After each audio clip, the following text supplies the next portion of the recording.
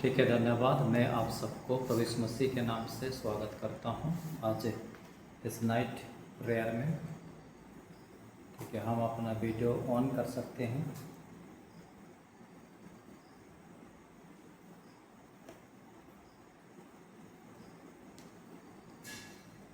Thank you Lord, hallelujah.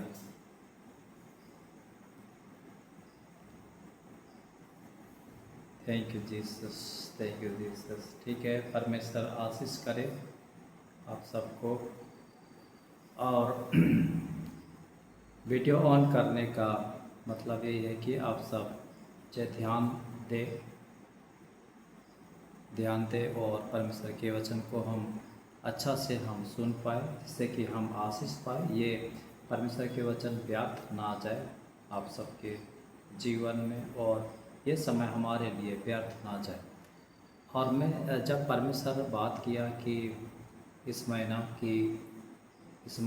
आप सब के लिए इंतज़ार का जब महीना या इंतज़ार करने के लिए सीखे, तो मैं ये सोच रहा था कि इंतज़ार के विषय में किस प्रकार से मैं बोलूँ, किस प्रकार से जो मैसेज सबको मैं ढूंढूं, या ऐसे कौन कौन सा विषय है जिसमें कि इसमें हो सकता है। और ये सोच ही रहा था, और मैं प्रार्थना करते हुए बोल रहा हूँ, प्रार्थना करते हुए जब प्रभु दिखाते जा रहा है। तो ये एक अद्भुत विषय है जो हम सुन रहे हैं। परमेश्वर आप सबको, मुझको उसके उपस्थिति को खोजने, उसका उपस्थिति में इंतज़ार करना, बाट जोड़ना सिखाता है। ये इसका बहुत सारे अर्थ है जो हम कुछ ही जो बाइबल के वचनों में से हम सुने हैं, पर इन दिनों में बहुत सारे विषय को हम सुन रहे हैं। आमीन, हालेलुया। तो ऑनलाइन में आप जुड़ते रहिए, क्योंकि इसमें थोड़ा थोड़ा करते हुए मैं बहुत सारे विषयों को मैं बताता हूँ। और संडे के दिन में उतना समय नहीं कि मैं आप सबको बहुत सारे बातों को विस्तार से बता पाऊँ, पर वहाँ पर संडे का विषय एक अद्भुत विषय है।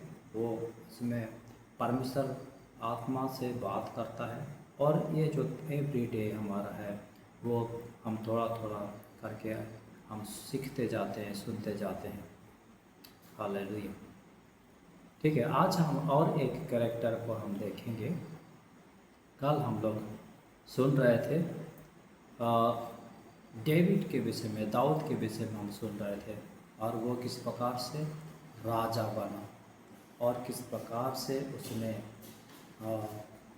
और जो इंतज़ार किया अभिषेक प्राप्त करने के बाद में, उसको राजा बनने के लिए 12 साल लगा, और राजा बनने के बाद में वो सारे संपूर्ण इस्राएल में वो राज्य करने के लिए 40 साल लगा। तो यूँ कहे कि वो 40 साल इंतज़ार किया राजा बनने के लिए। हम कितना इंतज़ार करते हैं, ठीक है। और परमेश्वर आपके लिए और मेरे लिए इंतज़ार करता है कि कब मेरा बेटा, कब मेरा बेटी मुझे स्वीकार करेगा, कब वो मन परिवर्तन करेगा। परमेश्वर इंतज़ार करता है। आज हम देखेंगे नूह के विषय में, ठीक है। नूह के विषय में हम आज देखेंगे, और मेरे साथ में आप बोल सकते हैं। और वो है उत्पत्ति, उसका 9 अध्याय 11 से 17 पढ़ेंगे। उत्पत्ति 9 अध्याय 11 से 17।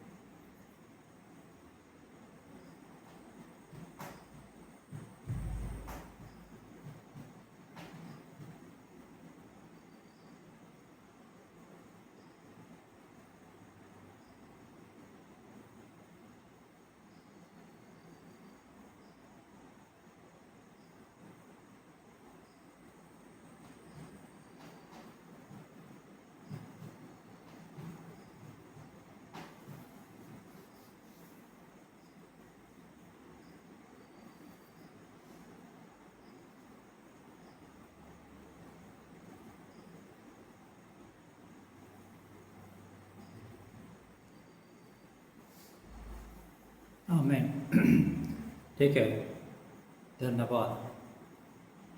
यहाँ पे मेघधनुष के चिन्ह को हम देखते हैं, जो परमेश्वर ने वाचा के चिन्ह के रूप में रखा कि फिर वो कभी जल प्रलय नहीं करेगा, पृथ्वी का नाश वो नहीं करेगा और सब प्राणी फिर जल प्रलय से नष्ट नहीं होंगे।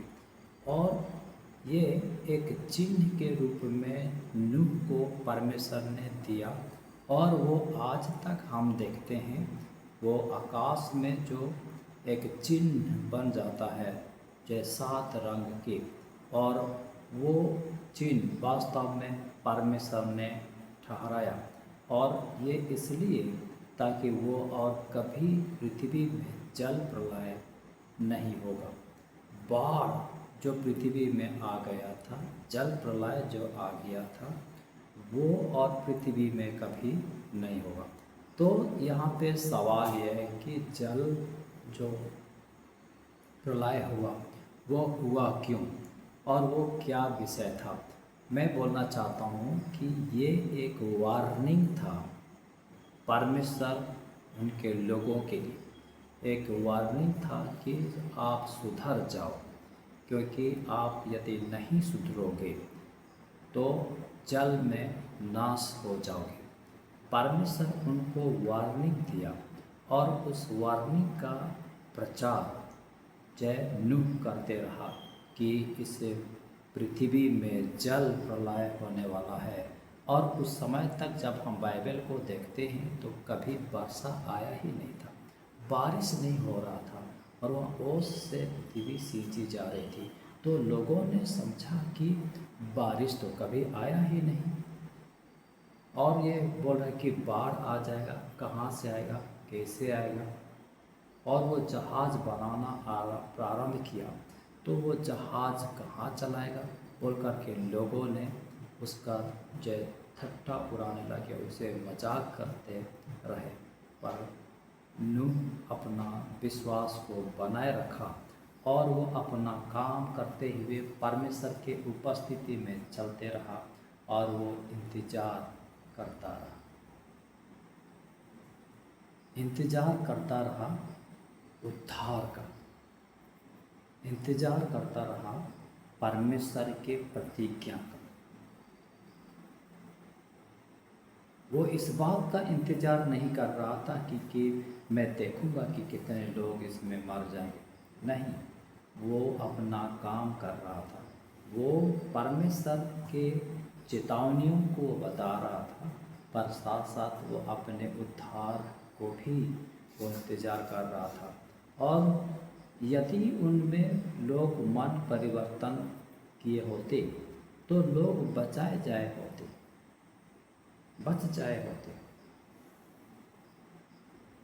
पर हम देखते हैं कि जब नूह उसके परिवार के 7-8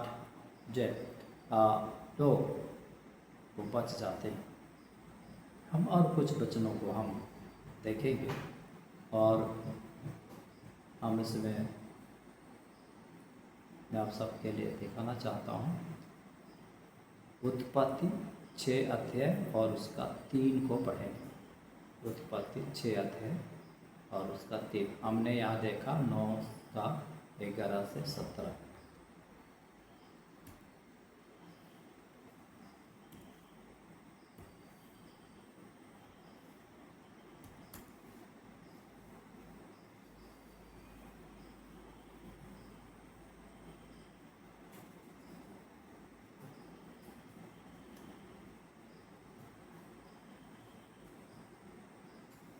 हाँ देखिए, यहाँ मनुष्य जाति के दुष्टता भर गया है और वो जय मूसा से बात कर रहा है। लिखा है कि फिर जब मनुष्य भूमि के ऊपर बहुत बढ़ने लगे और उनके बेटियाँ उत्पन्न हुई और उनके बेटियाँ उत्पन्न हुई, तब परमेश्वर के पुत्रों ने मनुष्यों की पुत्रियों को देखा कि वे सुंदर हैं और उन्होंने जिसको चाहा उनसे विवाह कर दिया।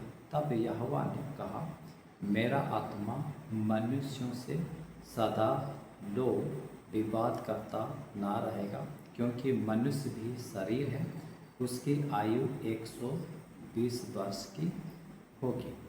ठीक है, ये होने के बाद में और हम देखते हैं कि उन दिनों में पृथ्वी पर दानव रहते थे। यहाँ पर एक विषय को मैं गौर करने के लिए चाहता हूँ। 120 साल का आयु होगा इंसान का, 120 साल की आयु होगी। और जब हम आगे पढ़ते जाएंगे तो यहाँ लिखा है आगे कि यहोवा ने देखा कि मनुष्य की बुराई पृथ्वी में बढ़ गई है, उनके मन में जो कुछ भी विचार होता है वो निरंतर बुरा ही होता है। उसी समय का बात है, और पृथ्वी पर मनुष्यों को बनाने से वो पछताया, वो मन में अति खेदित हुआ, वो दुखी होने लगा।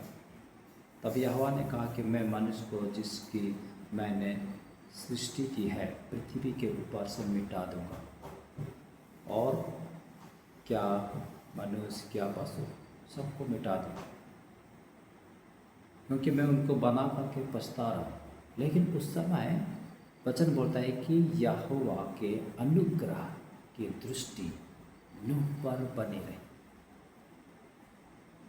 ठीक उसी समय जिस समय इंसानों का आयु 120 साल का होगा, अब वो घट जाएगा और वो लोग ज़्यादा दिन नहीं जिएंगे, उस समय ही नूह को वो बात किया परमेश्वर। और उस समय नूह की उम्र कितना था ये हमें जानना, हम देखेंगे, जानना है। तो परमेश्वर का अनुग्रह नूह के समय नूह पर बनी, और हम देखते हैं कि नूह की वंशावली उसके नीचे हम देखते हैं, और नूह के विषय में हम देखते हैं आज उसके समय में आज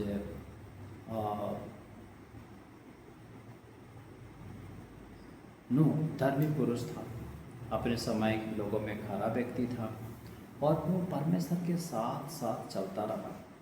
और नूह से सेम, हाम, याफेत नामक 3 पुत्र उत्पन्न हुए। इसका मतलब क्या है कि जब परमेश्वर ने वार्निंग दिया, पृथ्वी में नूह को बताया, उस समय सेम, हाम, याफेत ये लोग पैदा हुए ही नहीं थे, उसके बाद में पैदा हुए। ठीक है, और उस समय पृथ्वी परमेश्वर की दृष्टि में बिगड़ गई है, बिगड़ गई है। और इधर हम आगे हम देखते हैं कि नूह को बोलता है कि एक जहाज बनाओ, एक जहाज बनाओ। सब प्राणियों के अंत करने का प्रश्न मेरे सामने आ गया है, क्योंकि उनके कारण पृथ्वी उपद्रव से भर गई है। मैं इसलिए सबको नाश करूँगा, इसलिए तू कोपेर वृक्ष की लकड़ी का एक जहाज बना ले, उसमें कोठरियाँ बनाना भीतर बाहर, इस प्रकार से राल लगाना,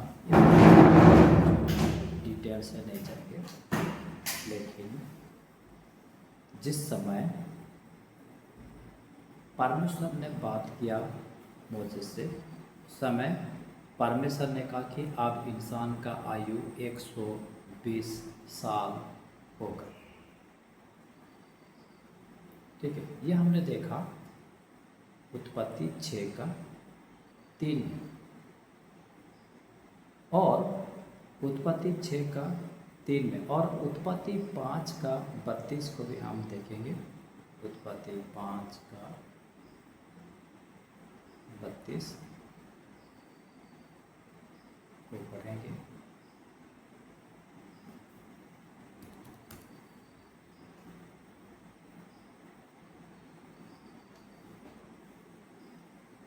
हाँ, जब नूह 500 साल का हुआ था, उस समय क्या हुआ है कि सेम, हाम और याफेत पैदा हुए थे। नूह जब 500 वर्ष का हुआ था उस समय, 500 साल का जब हुआ था तब उस समय उसके 3 बेटे पैदा हुए थे, सेम, हाम और यापेत। इससे इनके जन्म होने से पहले परमेश्वर ने वार्निंग दिया था कि इंसान का आयु अब 120 साल होगा। तो उस समय से जो पैदा होंगे या पैदा हुए इनके आयु 120 साल का ही होगा। ठीक है। अब और हम देखेंगे उसके साथ में हम देखेंगे 7 अध्याय का 6। इसी में 7 अध्याय का 6 को हम देखेंगे, क्योंकि हमने देखा था 6 अध्याय का 3 में कि इंसान 120 साल का होगा, उनका आयु 120 साल होगा। अब हम देखेंगे 7 अध्याय और उसका 6।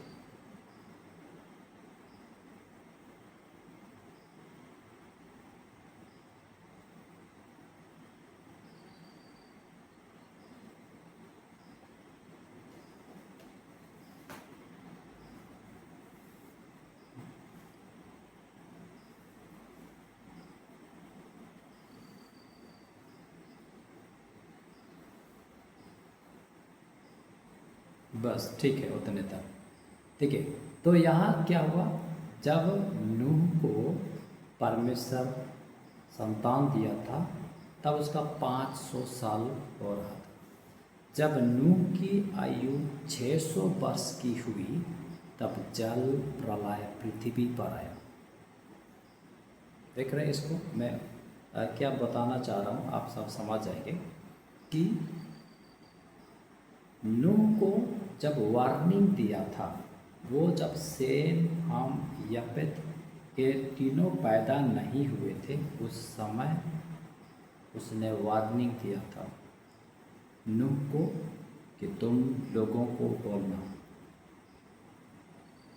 क्योंकि मैं इस पृथ्वी में इंसान जो पैदा हुए उनके मन में जो कुछ भी उत्पन्न होता है निरंतर बुरा होता है, तो मैं उनको अब नाश करने वाला हूँ।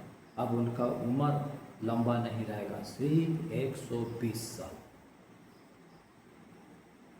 नूह को पता लग गया कि अब मेरा पास 120 साल बाकी है, 120 साल बाकी है। 120 साल के बाद जल प्रलय होगा।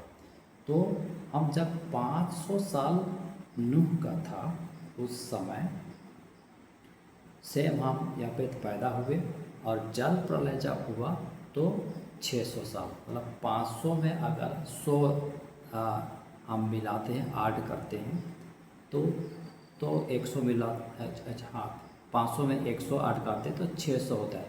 100 साल के बाद पृथ्वी में जल प्रलय हुआ जब नूह का 500 साल हो रहा था।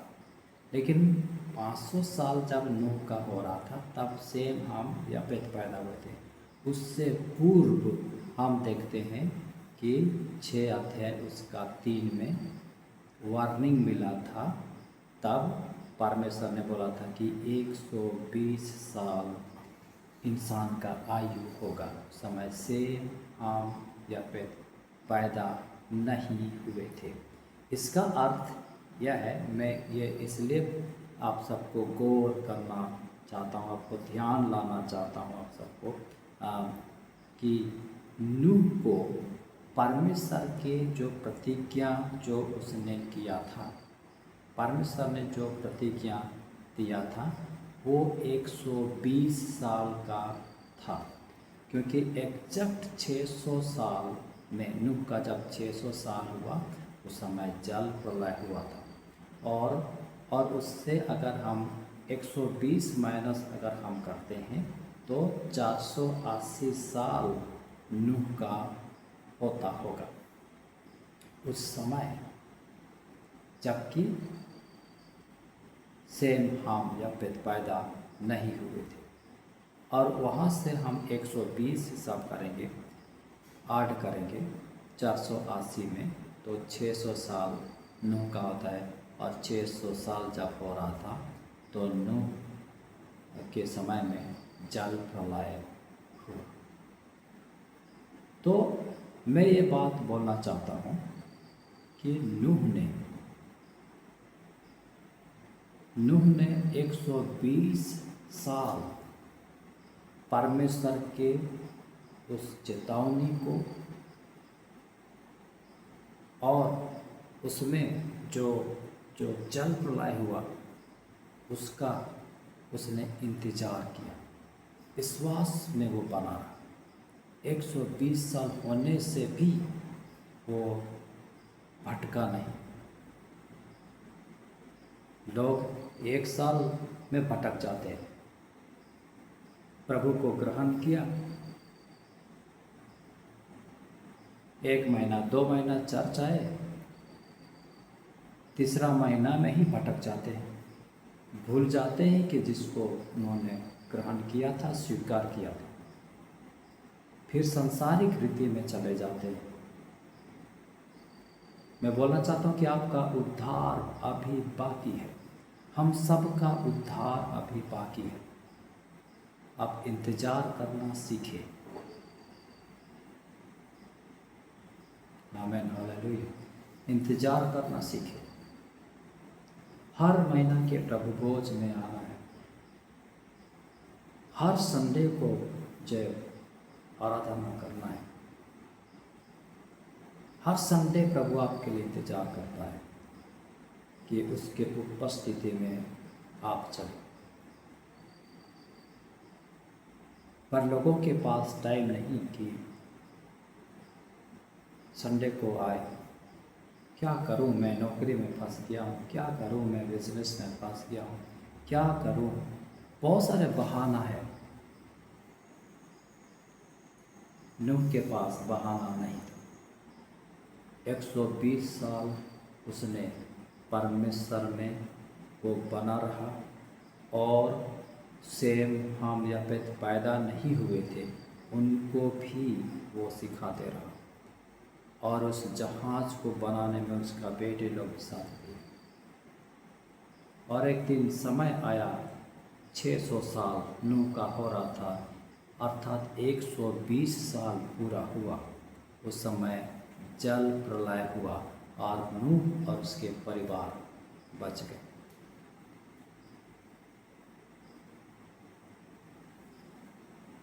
आप कितना इंतजार करते हैं? क्या इंतजार करना सीखे हैं? क्या आप उसके उपस्थिति में चलना सीखे हैं? कभी पीछे मत मुड़ना। आखिरी उद्धार तक, आखिरी विश्वास तक, जय पाने तक विश्वास में बने रहना। परमेश्वर सबको आशीष करे। आमीन।